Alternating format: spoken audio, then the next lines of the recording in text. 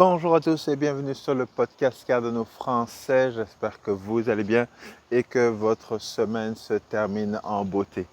Alors, comme vous le voyez, je ne suis pas dans mon studio, je suis en déplacement en Floride. Alors, je vous fais une courte vidéo. Il est actuellement 5h30 du matin ici en Floride et je suis en déplacement parce que, comme vous le savez, j'essaie de diversifier mon portfolio et on m'a dit que la Floride et Miami étaient de bonnes villes pour avoir probablement des condos, des appartements et ainsi de suite. Donc, j'ai un ami qui m'a gentiment prêté son condo et son appartement. Et donc, je suis là. Je voulais aussi aller à la conférence de Bitcoin. Je pense que c'est à Las Vegas ou proche de Las Vegas, quelque chose comme ça. Je verrai, c'est dans 2 semaines. Je verrai si je m'y rendrai. C'est pas une conférence, c'est pas la meilleure conférence personnellement, mais comme je suis proche, il est possible que j'y aille. Bref, tout ça pour vous dire, je n'ai pas beaucoup de temps. Bientôt, je dois me déplacer dans une autre ville, à Miami. Et donc, je voulais tout simplement vous parler rapidement. Mais si vous aimez toujours le contenu de mes podcasts, n'oubliez pas de smasher bien fort le bouton like. Abonnez-vous à la chaîne YouTube et partagez l'épisode avec le plus de monde possible. Alors, aujourd'hui, je vous parle du système de vote aux États-Unis parce que, comme vous le savez, je suis aux États-Unis et les deux candidats sont des candidats assez spéciaux. Mais depuis que je suis là, je vois évidemment beaucoup de monde parler politique, mais pas trop quand même, parce qu'ils ne veulent pas ruiner leurs vacances, ils ne veulent pas ruiner leurs relations avec leurs amis, leur famille, et ainsi de suite. Mais c'est quand même intéressant parce que j'ai quelques notes ici et pourquoi justement le système de vote est un gros sujet, un gros use case pour la blockchain. Alors, ce qu'il faut savoir aussi, c'est que la Fondation Cardano a mentionné qu'elle travaillait avec des États aux États-Unis pour justement améliorer un système de vote. Et ce qu'il y a d'intéressant, c'est qu'il y a PBD, Patrick Beverly ou PBD, quelque chose comme ça. Donc un gros YouTuber quand même qui fait beaucoup de vidéos, qui fait beaucoup de contenu pour pour améliorer les finances, la motivation et ainsi de suite.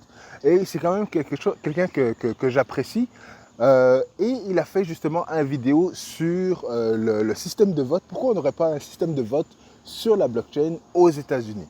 Et donc, ce qu'il m'a dit, c'est que, il ne me l'a pas dit personnellement, mais dans une de ses vidéos, il mentionne qu'il y a au moins 16 États aux États-Unis pour lesquels on peut voter sans avoir besoin de présenter une pièce d'identité avec photo.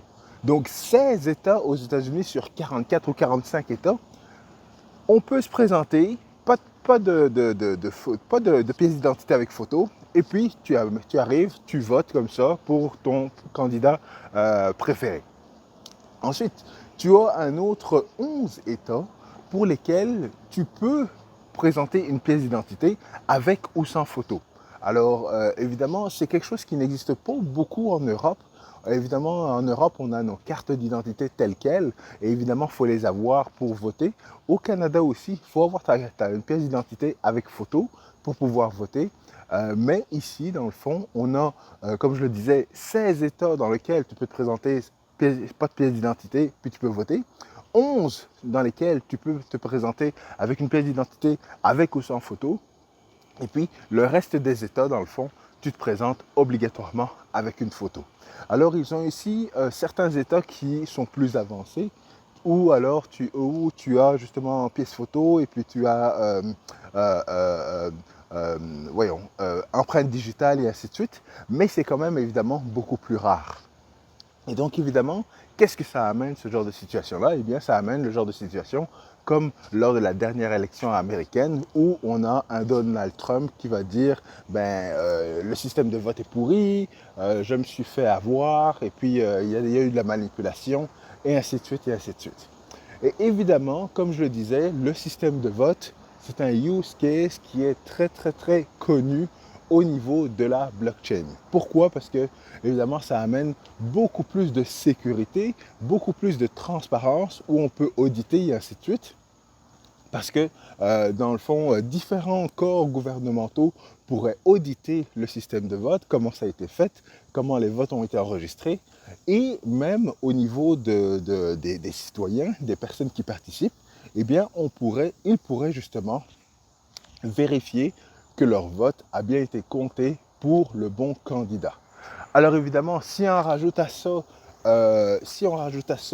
les contrats intelligents, qui permettent évidemment de automatiser énormément de choses, et bien là, on a un système de vote qui est beaucoup plus sécuritaire que ce qu'on a actuellement.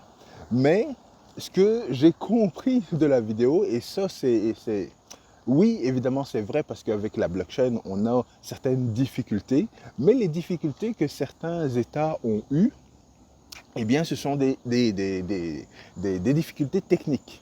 Évidemment, c'est une nouvelle technologie qui demande beaucoup pas une formation, mais beaucoup d'expertise. Et cette expertise, eh bien, il n'y en a pas beaucoup de disponibles. Ensuite, il y a évidemment cette idée que la technologie n'est pas encore très fiable. Alors évidemment, ça va venir avec l'éducation. Il y a beaucoup d'éducation qui doit être faite pour que les gens, le gouvernement, fassent confiance à cette technologie-là et que la population fasse confiance également à cette technologie. Et la troisième chose, eh bien, c'était qu'il devait y avoir beaucoup de coordination. Alors, ça demandait soi-disant beaucoup de coordination de beaucoup de différents départements pour faire fonctionner ce système de vote sur la blockchain. Et ça, encore une fois, selon moi, c'est un problème d'éducation parce que quand on sait que si on utilise une blockchain décentralisée, une blockchain libre comme Ethereum, comme Cardano et ainsi de suite, eh bien c'est de l'infrastructure qui n'a pas besoin de coordination. Tu développes ton application, tu la testes et puis tu l'utilises. Donc pas besoin d'avoir de coordination. Et évidemment la blockchain, c'est une technologie qui doit être utilisée par différents partis qui ne se font pas confiance. Donc c'est pour ça que je ne comprends pas cet aspect de coordination dont PBD parlait justement dans sa vidéo. Mais bref, ce qu'il faut savoir, c'est que justement ce use case de système de vote basé sur la blockchain ramènerait un gros niveau de confiance de la population américaine par rapport à son gouvernement. Parce qu'il y a beaucoup, justement depuis plusieurs années maintenant, là, même depuis, je dirais, depuis le président Clinton, le niveau de confiance de la population envers le gouvernement et d'autres institutions gouvernementales, là, comme des différentes institutions au niveau de la santé, au niveau de l'environnement et ainsi de suite, le niveau de confiance a énormément baissé au niveau justement des citoyens. Et pour ramener ce niveau de confiance-là, eh bien, la technologie blockchain serait une très très bonne technologie justement pour contribuer justement à renforcer la confiance des gens envers le gouvernement et toutes leurs décisions. Mais qu'est-ce que la blockchain également va amener? Eh bien, ça va amener aussi beaucoup plus de possibilités. Pourquoi? Parce que il donnait justement des statistiques par rapport au nombre de personnes et au nombre de personnes qui votent et qui ont voté. Donc, ce qu'il disait, c'était que beaucoup de gens aux États-Unis ne votent pas, c'est pas obligatoire, mais il y a 17% qui ne votent pas parce qu'ils en ont juste rien à faire. Il y a 14% qui ne votent pas, je ne me rappelle plus pour quelle raison, non, 14% qui n'aiment pas les candidats, 18% qui sont trop occupés, 13% qui sont malades, 6% qui sont hors du pays et ainsi de suite. Donc, c'est ça que PBD mentionnait. Il mentionnait que justement, le système de vote existe aux États-Unis. Ben, pas existe, mais il a évolué 7 fois en plusieurs années. Donc, à partir de 1776 jusqu'en 2024, le système de vote américain a évolué 7 fois seulement. Donc, ça fait évidemment plusieurs années qu'il n'y a pas eu d'amélioration, alors qu'on a Facebook, on a Google, on a Netflix, on a toutes ces innovations-là, mais le système de vote n'a pas vraiment évolué. Donc, il serait peut-être temps qu'ils fassent l'effort d'évoluer leur système de vote avec une nouvelle technologie, dont la blockchain. Et quand je vous donne ces statistiques-là de personnes qui n'ont pas voté, justement, parce qu'encore une fois, il faut voter physiquement. Bien sûr, tu peux avoir ton bulletin de vote que tu remplis chez toi à la maison et que tu envoies par la poste, ce qui est très archaïque. Et l'autre possibilité, justement, c'est de devoir te déplacer pour pouvoir voter. Alors que, justement, il y a pas mal de monde, justement, qui pourrait voter de chez eux avec la technologie blockchain. Et c'est ça qu'on se disait, il n'y a pas nécessairement besoin d'avoir une pièce d'identité avec photo, mais tout ce qu'on doit avoir, c'est s'assurer que la personne existe vraiment avant de voter.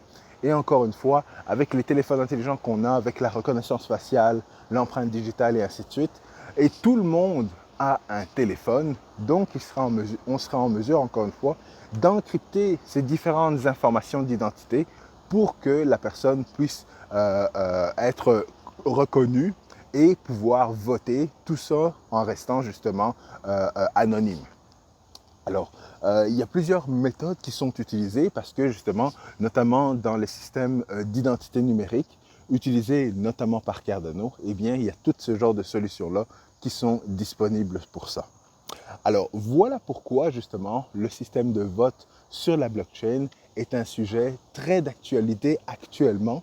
Vous n'entendez pas beaucoup parler parce que justement les différents candidats font beaucoup de vacarme, surtout avec Joe Biden qui devrait probablement aller justement en maison de repos. Mais c'est ça qui prend la priorité au niveau des médias plutôt que justement le système de vote en particulier. Mais pourquoi je vous parle évidemment de tout ça et c'est quoi le lien avec Cardano? Eh bien, tout simplement parce qu'on sait que justement, Cardano a justement fait son premier système de, pas son premier système de vote, mais a voté justement le comité intérim, le comité constitutionnel intérim, et le vote a été fait. Malheureusement, il n'y a pas eu énormément justement de personnes qui ont contribué et qui ont voté. Alors, je suis dans l'un de ces coupables-là, mais il y a juste eu 2% des EDA qui ont été bloqués pour pouvoir voter justement pour ce comité-là. Alors, évidemment, la politique, les gens n'aiment pas beaucoup ça. La gouvernance, les gens n'aiment pas beaucoup ça. C'est pas vraiment quelque chose d'intéressant, de sexy, comme je vous le répète depuis plusieurs mois maintenant. Mais ce qu'il faut savoir, c'est que c'est quelque chose, évidemment, de très important. Faire en sorte de faire valoir ses droits, parce que sinon, on subit les décisions des autres personnes. Et c'est à ce moment-là que, quand on les subit et qu'on n'est pas content, on se dit « Ah, pourquoi c'est fait comme ça? Je comprends pas » et tout ça. Alors, comment faire en sorte justement que ça ne se passe pas de la manière dont vous ne voulez pas que ça se passe? Eh bien, il faut évidemment voter et on espère encore une fois que Cardano va améliorer, pas Cardano, mais tout l'écosystème dans le fond, va pouvoir améliorer la manière dont on vote avec des wallets plus faciles, avec l'identité numérique pour chacun des wallets, light client, client lourd et ainsi de suite. On va espérer que ce soit plus facile avec le temps. Et ça devrait l'être. Mais on sait quand même que justement l'écosystème de Cardano a mis en place son système de vote, a mis en place une constitution et qu'on va avoir 2 mises à jour. La première mise à jour qui va avoir lieu justement dans quelques jours, là, le 17 juillet. Donc première mise à jour, mise à niveau du nœud de Cardano dans l'écosystème. Et puis on a une deuxième mise à jour qui va arriver un petit peu plus tard dans l'été, qui va complètement justement finaliser toutes les nouvelles fonctionnalités de vote au niveau de la blockchain Cardano. Donc ça, évidemment, ça va être très intéressant. Et ce qui m'a été dit, le lien justement entre la fondation Cardano, le système de vote et les États-Unis, c'est que justement, il avait été annoncé que la fondation avait aidé, avait conseillé dans le fond un État ou 2 États ou quelques États américains au niveau du système de vote. Et ce que j'ai appris justement de la vidéo de PBD, c'est qu'il y a effectivement trois États aux États-Unis qui ont fait des expériences avec le système de vote. Alors, les trois États justement qui ont testé justement le système de vote avec la blockchain sont Utah, le Colorado et l'Oregon. Alors, vous le savez, ou si vous ne le savez pas, eh bien, le Colorado se trouve juste à côté de Wyoming. Donc ça, c'est très intéressant parce qu'évidemment, Charles Hoskinson se trouve dans l'État du Wyoming. Et donc, on a ces trois États-là qui ont déjà testé justement la blockchain et ils se sont évidemment rendus compte que c'était une technologie qui fonctionnait très très bien et qu'il y avait beaucoup d'avantages, mais les inconvénients dont j'ai parlé justement tout à l'heure, qui sont selon moi plus des inconvénients par rapport à l'éducation de la technologie plutôt que de vrais inconvénients par rapport à la technologie. Et donc, c'est pour ça que justement, si on a déjà ces trois états-là, évidemment, trois états, c'est pas beaucoup, mais si on a un de ces trois états-là qui a été en discussion avec la Fondation Cardano et que par la suite, et selon moi, la Fondation Cardano n'a même pas besoin d'IOHK justement pour les aider à avoir des contrats et tout ça. C'est très bien qu'ils soient indépendants.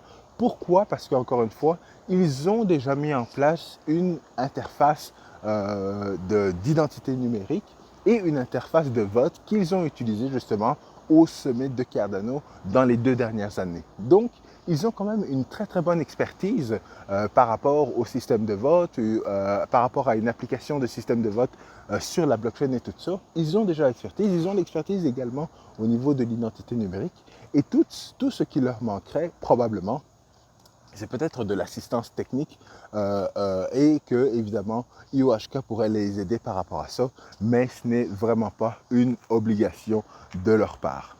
Alors, comme je le disais, ce qu'il y a de bien, c'est que l'écosystème a déjà l'expertise pour avoir un système de vote. On va avoir la grosse convention, justement, à la fin de l'année en Argentine. Et donc, tout ça démontre que l'écosystème de Cardano a de l'expertise pour un système de vote sur la blockchain, une application blockchain pour le vote qui serait décentralisée, qui serait beaucoup plus sécurisée et qui justement amènerait beaucoup plus de confiance parce qu'encore une fois, lorsqu'on a voté les 3 nouveaux membres du comité intérimaire, eh bien, ces 3 nouveaux membres-là ont été votés par la communauté. On est capable d'aller consulter le vote, tout est enregistré sur la blockchain et tout peut être audité. C'est beaucoup plus sécuritaire. Ça coûte même moins d'argent. Pourquoi? Parce que l'infrastructure blockchain, les institutions ne sont pas obligées de payer pour cette infrastructure-là.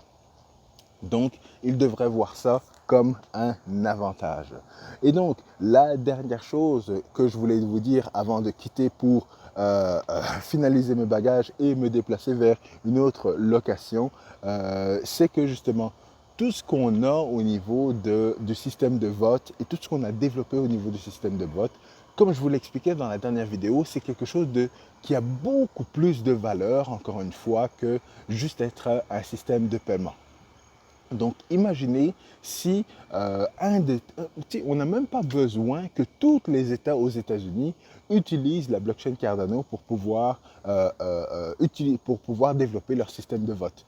Le système de vote pourrait être sur plusieurs blockchains. Évidemment, il pourrait crier à la confusion, à la manipulation et tout ça, mais il pourrait utiliser Ethereum dans un État, il pourrait utiliser Cardano dans un autre État, il pourrait utiliser n'importe quelle autre blockchain. Pourquoi? Parce que justement, la technologie est là pour pouvoir consulter les différentes blockchains et pour pouvoir s'assurer que, ok, si telle blockchain est utilisée dans tous ces états-là, eh bien, c'est correct.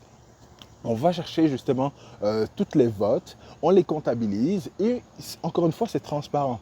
Il peut y avoir d'autres États qui utilisent d'autres blockchains et on comptabilise tout ça et je suis certain que je sais que l'expertise est là pour pouvoir pour pouvoir aller chercher l'information sur toutes ces blockchains-là et pour pouvoir la comptabiliser. Évidemment, ce serait beaucoup plus facile s'ils utilisaient une seule blockchain. Est-ce que ça va arriver ou pas? Je ne le sais pas. Je ne sais vraiment pas. Mais je pense que dans le fond, ils risquent d'utiliser une blockchain qui va être une blockchain privée. Ils vont commencer probablement par ça. Ou alors, s'ils utilisent une blockchain publique, eh bien à ce moment-là, ça va être un consortium comme Hyperledger ou quelque chose comme ça, dont Cardano, encore une fois, IOHK a un partenariat avec Hyperledger. Donc, dans tous les cas, IOHK est gagnant, l'écosystème de Cardano est gagnant. Pourquoi? Parce qu'on a implémenté justement notre système de vote qui fonctionne déjà très bien et qui pourrait justement bénéficier à un État ou à tous les États des États-Unis par rapport à ça. Et ce qu'il faut dire également, c'est qu'il y a la Suisse qui a également déjà testé un système de vote sur la blockchain. Encore une fois, la fondation Cardano se trouve en Suisse. Et puis, il y a également le Japon qui a testé également le système de vote sur la blockchain. Donc, comme je le disais, le système de vote est quelque chose de très, qui a beaucoup de valeur ou qui pourrait amener beaucoup de valeur à l'écosystème de Cardano. Pourquoi? Parce qu'encore une fois, si c'est un système de vote dans un État qui est utilisé, si c'est la blockchain Cardano qui est utilisée, eh bien justement, ça va amener beaucoup de transactions. Évidemment, ça peut être une fois aux 4 ans si c'est des élections nationales, mais il y a beaucoup d'autres élections qui se font, des élections municipales, des élections communales et ainsi de suite. Donc, il peut y avoir, encore une fois, beaucoup d'utilisation de la blockchain avec ce use case-là. Donc, voilà, c'est ce que je voulais vous mentionner. Je vais continuer à faire une vidéo dans les prochaines semaines. Ça se peut que je ne sois pas disponible la semaine prochaine, mais je vais vous tenir au courant. De mon côté, je vous souhaite une bonne semaine. Si vous êtes en vacances, eh bien de très bonnes vacances, profitez-en. Le marché est pourri, c'est pour ça que j'en ai pas parlé, mais le marché est vraiment pourri et c'est le meilleur moment pour être en vacances, pour relaxer, pour penser à d'autres choses et pour en profiter avec la famille parce que très bientôt, encore une fois, ça va repartir et on va avoir, normalement, il nous reste une année. Alors, une année de montée exponentielle et ce qu'on est en train de voir, c'est que le marché risque de piquer aux alentours de juillet de l'année prochaine, donc juillet 2025, entre juillet et la fin de l'année 2025. Mais encore une fois, je vous tiens au courant. N'hésitez pas à me poser des questions, à intervenir et ainsi de suite. J'apprécie vos commentaires. Et encore une fois, bonnes vacances à tous, bon week-end, à très bientôt. Peace.